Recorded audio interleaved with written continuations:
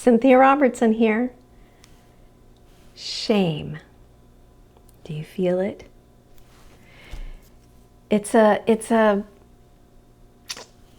bad little worm that kind of weaves its way into so many of my thoughts, and then they become my actions.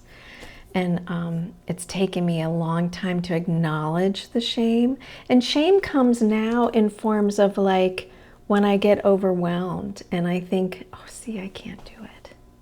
Or this is too much for me. Or I can't physically do this.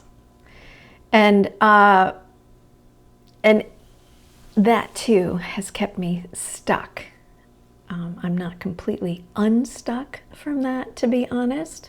I'm working on it.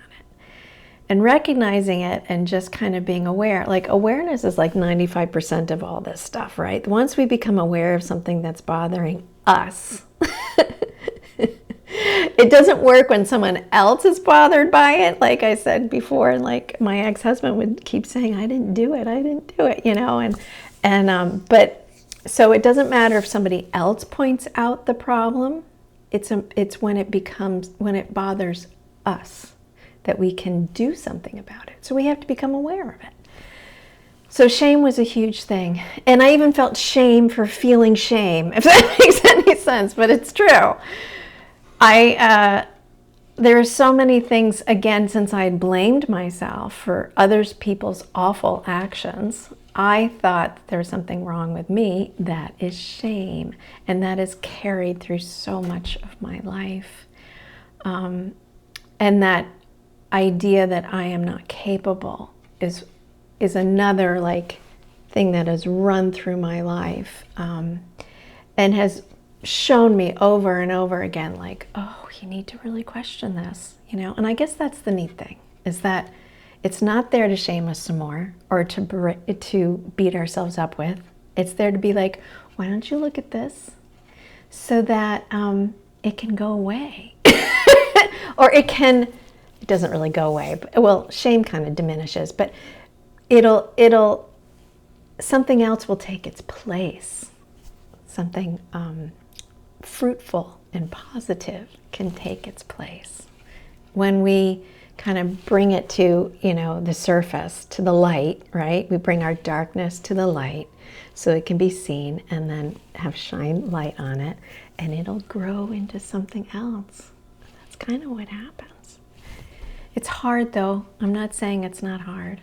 And a lot of people won't do it. They just won't do it.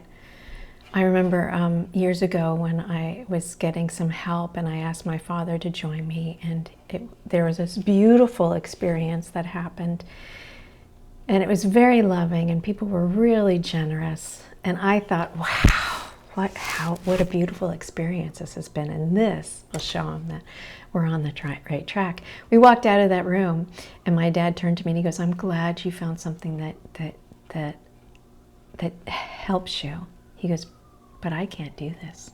I can't feel this, and I won't. And he never did. He never did. And I can guarantee you that because I cared for him in the last few years of his life, and I kept thinking he would have this spiritual awakening of, oh, it really is about love. Oh, it really is about connection. And nope. No, couldn't do it. Wouldn't do it. And now I think, how sad. And I wonder what really happened in his family, because it just doesn't make sense. All of his siblings were kind of like that. So anyways, that's where I am today. Shame. So in the next one, we'll talk about another variable of keeping us held down to our old beliefs. So subscribe to my channel, and I will see you next time. Bye-bye. Thanks.